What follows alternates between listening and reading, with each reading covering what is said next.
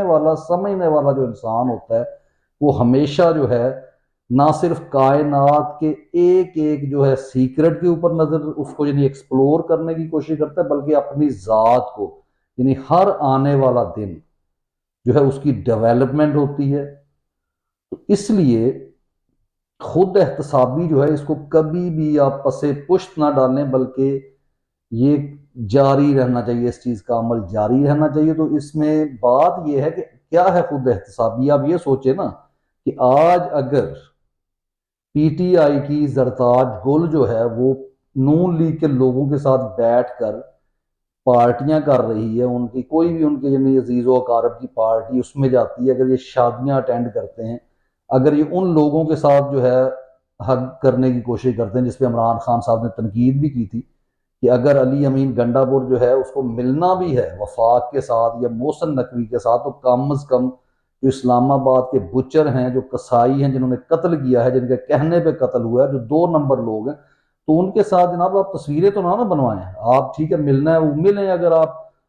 तो ये बहुत बड़ा पैगाम था। लेकिन इसमें एक चीज ये है कि अगर हम अपनी जिंदगियों पे, अगर आप अपनी जिंदगियों पे नजर दौड़ाएं, तो जैसा कि कायदे आजम ने ये फरमाया था कि पाकिस्तान की बका के लिए कि हर पाकिस्तानी जो है वो सियासत में हिस्सा ले, तो ये बहुत बड़ी एक बात थी जिसको शायद बहुत सारे लोग समझते भी नहीं थे और उन्होंने सुना भी नहीं था। क्योंकि जब आप सियासत, खासकर जमहूरी ममालिक में जब आप सियासत से दूर हो जाते हैं, तो फिर क्या होता है, फिर यही होता है। एक तो वो बहुत बड़ा यानी आप गैप से कह लेना कि जिसका फायदा पाकिस्तान की मिलिट्री एस्टेब्लिशमेंट ने उठाया और आज जो कर रहे हैं वो तो एक उसको छोड़ दें। यानी ये लोग कि आपके सामने है कि नून लीग के लोग तो आपके लिए होंगे ना क्रिमिनल हैं, करप्ट हैं, उसके साथ साथ जो है बाकी पार्टीज के आपकी पीटीआई की लीडरशिप भी करप्ट है, यानी वो कम होगी। लेकिन अब इसकी वजह क्या है, अगर आप खुद एहतसाबी के अमल से गुजरते हैं तो आप सोचें कि हम लोगों ने, हमारे बुजुर्गों ने हमें जो है सियासत से इतना दूर कर दिया कि जरताज गुल जैसी, अली अमीन गंडापुर जैसे, वो क्या नाम है, अली मोहम्मद खान जैसे बेगैरत लोग, उनको सियासत में आने का मौका मिला। ये नज़ीर तारड़ जैसे बेगैरत लोग जो है ये जो है आगे आए। तो मकसद ये है क्योंकि हमने ये समझ लिया था कि शायद डॉक्टर इंजीनियर बनना, पढ़ाई करना रट्टे लगा के, और फिर जो है दूसरी नेशन को सर्व करना या अपने मुल्क में कोई अच्छी नौकरी करके उसके बाद बच्चे पैदा करके मर जाना, यही जिंदगी है। ऐसी जिंदगी नहीं। जब आप ऐसे काम करेंगे तो गुलाम दस्तगीर जैसे, नवाज शरीफ जैसे, यानी आपके पास कोई बंदे का पुत्र है ही नहीं। और यही जो है आपकी लीडरशिप है कि आपको क्या लगता है कभी जनाब शेर अफजल मरवत चंद डायलॉग मारता है वो जनाब आ जाता है, और ये तमाम की तमाम लीडरशिप चंद एक लोगों को निकाल कर, ये वो लोग हैं जिन्होंने, वो कहते हैं ना कि वक्त का फायदा उठाया, वो इमरान खान के साथ खड़े हुए और ये आगे आ गए। और जब इनको डराया, अगर आज इनकी जगह पे वो लोग होते जैसे सनम जावेद साहबा को, अभी कल की बात है कि मैंने लाहौर में खुद उनको देखा कि वो अभी सिर्फ जलसों में उन्होंने आना शुरू किया, आपको भी याद होगा, और आहिस्ता आहिस्ता उनको शोहरत भी मिली और वो बकायदा जो है क्या कहते हैं एक्टिव हो गई सियासत के अंदर। तो ये वो चीज है कि ऐसे लोगों को, आलिया हमजा जैसे लोगों को, ये लोग जब आएंगे ना, जब ये सियासत में आएंगे, तो आपका मुल्क है, मेरा मुल्क है, हमें इस सियासत में आना, हमें जो है वो क्या कहते हैं पूरे एक्टिव होना है सियासत के अंदर। और जब आप लोग आएंगे तो फिर ये जो जर्नैली टोला है, ये जो बेगैरत लोग हैं जो हमारे ऊपर 76 साल से मुसल्लत हैं, इनको लग पता जाएगा कि ये लोग, क्योंकि आपका जहन खुद काम करेगा, आपको इमरान खान को नहीं कहना पड़ेगा। क्योंकि एक्चुअल इमरान खान किन का लीडर है, इमरान खान गैरतमंद तबके का लीडर है। अगर किसी वजह से भी, यानी गैरतमंद शख्स कौन होता है, मैं आपको मिसाल इसी पीटीआई की लीडरशिप से दे देता हूं।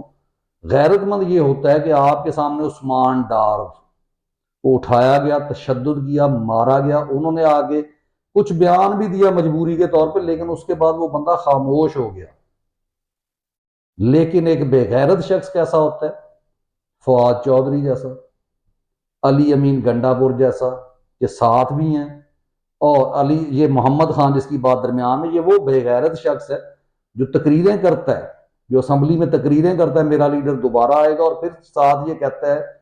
कि जनाब हम इंडिया पाकिस्तान की जंग में, कि हम इंडिया में लाल किले के ऊपर झंडा लहरा देंगे यानी, और फिर ये कहता है कि मेरी तरबियत में नहीं है कि मैं किसी को बुरा कहूं बेगैरत। तुम अगर तुम्हारी तरबियत में नहीं तो इसका मतलब है तुम्हारी तरबियत में कमी है, क्योंकि हमारा दीन कहता है कि हमने बुराई को रोकना है, हमने बुरे को बुरा ही कहना है और अच्छे के साथ खड़े होना है। लेकिन तुम वो बेगैरत हो कि तुम्हें एक ऑफिस होल्डर होने के बावजूद तुम लोगों को ड्रामे कर रहे हो, उनको बजाय इसके कि रियलिटी बताओ। तुम जनाब लाल किले के ऊपर झंडा लहराने की बात करते हो, तुम्हारे मुल्क के ऊपर जो झंडा इन्होंने लहराया हुआ है 76 साल से, यानी आपके मेरे मुल्क में लियाकत अली खान की शहादत के बाद ना सिर्फ पाकिस्तान खत्म हो गया, आजादी खत्म होगी, और अगर मैं और थोड़ा सा आपको बताऊं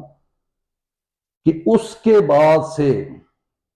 मुकम्मल तौर पे जमहूरियत हर चीज खत्म होगी, और हमारी आज तक की तारीख, हमारी जो कहानियां हैं, हमारी जो शजातों के किस्से हैं, हमारे जो हीरोज हैं, सब झूठे हैं। उसकी वजह यह है कि आपके जो चंद एक लोग थे, फैज अहमद फैज जैसे या हबीब जालब जैसे, उनको तो जला वतन कर दिया जाता था। अगर आपका अशफाक अहमद, बानो कुद्स या दूसरे लोग जो टीवी पे रहते हैं आज भी मौजूद हैं, आज आपको समझ आती है कि ये जो है वो पाकिस्तान अखबार में लिखने वाला, ये नवाए वक्त वाला, ये सब के सब मैनेज लोग थे। बल्कि ये वो लोग थे जो आपको सच नहीं बताते थे। इमरान खान, मैं या बाकी लोग, वो तो वो लोग हैं जो आज तक, जिनको इन लोगों ने उन कहानियों से बहलाया। और जैसा कि इमरान खान ने कहा कि हमीदुर रहमान कमीशन रिपोर्ट के बारे में, कि उससे पूछा गया पहले आपने क्यों जिक्र नहीं किया, उन्होंने कहा पहले मैंने पढ़ी नहीं थी। यानी इस कदर पढ़ने वाला शख्स भी वो इस तरफ जाता ही नहीं था कि हमारे मुल्क में ये गलत काम कर रहे हैं। और मैं आपको बताता हूं कि 90% लोग जो है उनकी फेसबुक देख लें, जब बाजवा को एक्सटेंशन दी जा रही थी तो वो इसके हामी थे, और बल्कि नवाज शरीफ की पार्टी की पोस्टों के खिलाफ जा रहे थे और बाजवा के हक में नारे लगा रहे थे। तो यहाँ पर जो कल वो बेगैरत जो है DGISPR ने जो तकरीर वो बच्चों के साथ की है, उनका जेहन खराब करने की कोशिश की, इमरान खान ने इनका जेहन खराब कर दिया। वो कह रहा था उस बेगैरत को पता होना चाहिए इमरान खान ने कुछ नहीं कहा। इस कौम ने जिस शख्स को मुकम्मल जानती थी, जब आपने उसको हटाया है ना, फिर आपकी पुरानी तमाम तारीख खुली है। उसको इमरान खान ने भी पढ़ा, लोगों ने भी पढ़ा, और अब ये कौम अपने बच्चों को ये सिखा कर मरेगी कि इस एस्टेब्लिशमेंट के खिलाफ ने इस एस्टेब्लिशमेंट के खिलाफ खड़े रहना है। इनका कोई बयानिया जनाब ना ये अब कौम हजम करने के लिए तैयार है और ना ये चलेगा। हाँ, मैंने पहले भी एक वीलॉग में कहा था कि दुनिया का अहमक तरीन शख्स जो है ना, वो ये DGISPR है। क्योंकि ये शख्स चलो अपने फायदे के लिए, अपने बॉस के फायदे के लिए, क्योंकि ये सब लोग एक जैसे हैं ना, लेकिन यानी ऐसे गुफ्तगू कर रहे हैं। और अब इनको अक्ल आ गई है कि यूनिवर्सिटी में, कॉलेजेस में इन्होंने अच्छी खासी बेइज्जती करवा कर, जब इन्हें पता चला कि इनके हाथ कुछ नहीं आ सकता,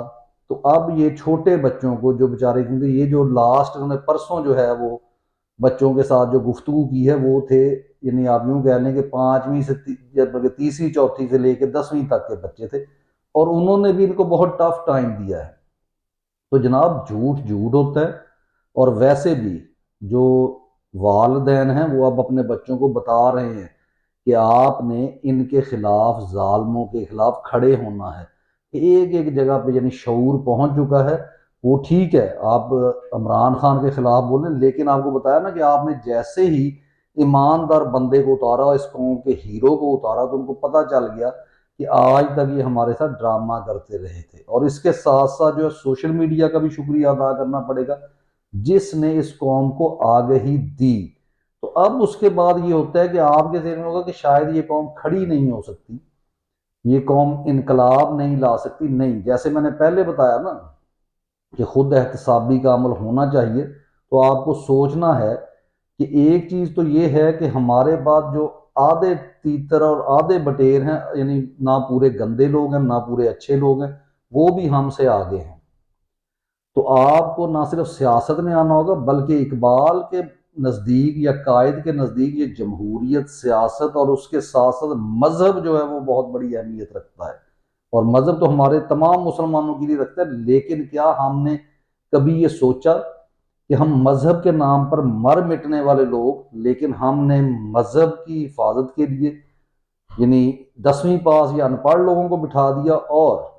सरहदों की और जमहूरियत की हिफाजत के लिए ये FA पास डफर्स को हमने बिठा दिया। तो इसलिए ये हमारा हाल है, क्योंकि उन्होंने जो हमें दीन सिखाया वो वाला दीन है जिसकी वजह से आज पाकिस्तान का पढ़ा लिखा जो तबका है वो बेचारा गुर्बत का शिकार है, और अनपढ़ जाहल पटवारी, दो दो टके के पुलिस वाले, करप्ट लोग जो रिश्वत लेने को जो है वो दीन का हिस्सा समझते हैं, वो मौलवी जो आपको ये फतवे देते हैं कि जहां पर काम ना हो रहा हो वहां पर रिश्वत दे देनी चाहिए, बजाय इसके कि आपको ये कहें कि उस निज़ाम, उस मुआशरे, उस मुल्क, उस फौज और उस यानी रूलिंग क्लास के खिलाफ खड़े हो जाना चाहिए। उठ खड़े हो जाओ, जिहाद कायम करो। कुरान में अल्लाह ने फरमाया है कि हक सच के लिए जो है खड़े हो जाओ और उसके लिए जिहाद करो। ये नहीं आपको बताएंगे, आपको ये बड़ा तबका यही बताएगा, वो मौलाना तारक जमील की जमात जिन्होंने अब मौलाना साहब को भी सच बोलने की बर्दाश्त में निकाल दिया, उनका फतवा हर जगह आपको मिलेगा जनाब के अगर आपका काम ना हो रहा हो तो आपको रिश्वत दे देनी चाहिए। तो ये रिश्वत क्यों दी जाती है, इसको मुकम्मल इसका भी एनालिसिस करें कि तारीख में जहां जहां रिश्वत दी जाती रही है वहां पे वो रिश्वत इसलिए लीगलाइज बल्कि फ्रांस में कर दी गई थी कि जब आपके वडेरों ने आपके ऊपर जो घुस बैठिए हैं, जो आपके ऊपर पुरतशद्दुद तरीके से कंट्रोल करते हैं, जिन्होंने अदलिया को हर निज़ाम का एक एक पुर्जा जिनके इख्तियार में है और उन्होंने उस निज़ाम को सिर्फ आपके ऊपर मुसल्लत करना होता है, तो वो दीन के बारे में हर चीज के बारे में वो अपनी एक राय कायम करते हैं, उसके मुताबिक चलते हैं। तो इसलिए ये कौम बहरहाल जनाब अब जो है आपकी बातों में आने वाली नहीं है, तो बेहतर यही है कि आप पीछे हट जाए। लेकिन इसके लिए भी लास्ट बात आपसे करूंगा कि ये पीछे नहीं हटेंगे, यानी ये आप छोड़ दें कि ये पीछे हटें कैसे, यानी ये सिर्फ जो है आपका आसम मुनीर और चंद्र जरनैल इसका हिस्सा नहीं। आप किसी अपने शहर के अच्छी सोसाइटी में चले जाएं, वहां पे अगर कोई मेजर रिटायर्ड है जो फौज के अफसर हैं, या सबसे अच्छा घर उनका होगा, और आज तक आपने मैंने इन लोगों को इज्जत बख्शी, आपने कभी नहीं सोचा इन पढ़े लिखे लोगों ने कि जनाब ये 12 जमात पास और आर्मी के में जाने के बाद इसकी जिंदगी इतनी सहल, इतनी आसूदा हो जाती है, बल्कि आप उनको इज्जत देते थे कि जी वो मेजर हमारा रिश्तेदार है, वो कर्नल हमारा रिश्तेदार है, वो फलां है जनाब। तो ये जो थे ना आपके अंकल, ये भाई, ये सब बेगैरत लोग थे जो हराम के लुकमे अपनी औलाद को खिलाते थे, और फिर आपकी औलाद, आपके बच्चों को जो है ना एहसास महरूमी का शिकार होना पड़ता था इन लोगों की वजह से। वो आपकी तरफ उंगलियां उठाते थे कि ये मेरे वालिद ने जो है इतना पढ़ने लिखने के बावजूद, मेरा तो मेयार जिंदगी वही एक आम से शख्स का है, और ये देखो जो आर्मी में है। तो जब एक शख्स जो है रिटायरमेंट के बाद भी उसको जो है जॉब मिलेगी, फिर उसके पास जो है DHA में प्लॉट भी होगा, उसके बच्चे बाहर भी पढ़ रहे होंगे, उसके ऊपर आप कोई केस नहीं करवा सकते। आज तक आपका जो इंसाफ का निज़ाम या अदालती निज़ाम कैसे चलता रहा, क्यों हमारे मुल्क में ये हो तुम मुझे जानते नहीं हो, तुम्हें पता नहीं मैं कौन हूं, ये क्या था? क्योंकि आपकी लड़ाई जब होती है तो एक्चुअल आपके वास्तों की, आपके ताल्लुकात की, आपके रेफरेंसेस की लड़ाई है। कौन जो है जिसका जो अफसर जो है बड़ा है और वो जो है उसके ज्यादा ताल्लुकात है, या आपके उससे कितने ताल्लुकात है, आप रिश्वत कितनी दे सकते हैं, इस यानी बिहाफ के ऊपर जो है आपके जितने केसेस थे इस मुल्क में लड़े जाते थे, और हम उसी में खुश थे। तो सिंपल बात है कि दीन की तरफ आए, दीन को समझें, कुरान को बात तर्जमा पढ़ें और उसमें देखें कि अल्लाह ताला ने सबसे बड़ा जिहाद तो इसी को करार दे दिया है कि तुम में से एक जमात होनी चाहिए, तुम में से वो लोग होने चाहिए जो इंसाफ करने के लिए उठ खड़े हो। तो इमरान खान आज अगर जेल में है ना तो गैरतमंद शख्स है, और हर उस पाकिस्तानी को जो गैरतमंद है उसको निकलना है। ये छोड़ दे के जनाब इकट्ठे होंगे लोग फिर निकलेंगे, नहीं, आप उसमें निकलेंगे क्योंकि आपको ये मौलवी नहीं बताएगा जिंदगी मौत जो है वो, अगर हमारा यकीन है कि वो फिक्स टाइम है, अल्लाह की मर्जी से आती है, तो फिर हमें डर किस चीज का है? हमें इसके लिए निकलना होगा और इस पूरे निज़ाम को जो है उखाड़ फेंकना होगा। और इसमें ये आपके साथ यही करेंगे कि क्योंकि आइन इनका है, पुलिस इनकी है, इदारे इनके हैं। जनाब ये आपको बताएंगे, जैसे वो कल परसों बच्चों को ये बता रहा था DGISPR कि जहाद के लिए रियासत फैसला करती है। रियासत होती क्या? तुम पहले ये तो बताओ बेगैरत कि रियासत के असल डेफिनेशन क्या? क्या रियासत तुम जैसे बावर्दी जो दलाल हैं अमरीकी, उनके जत्थों का नाम है? रियासत अवाम से होती है, इसको समझें। इजाजत दीजिए, अल्लाह हाफिज।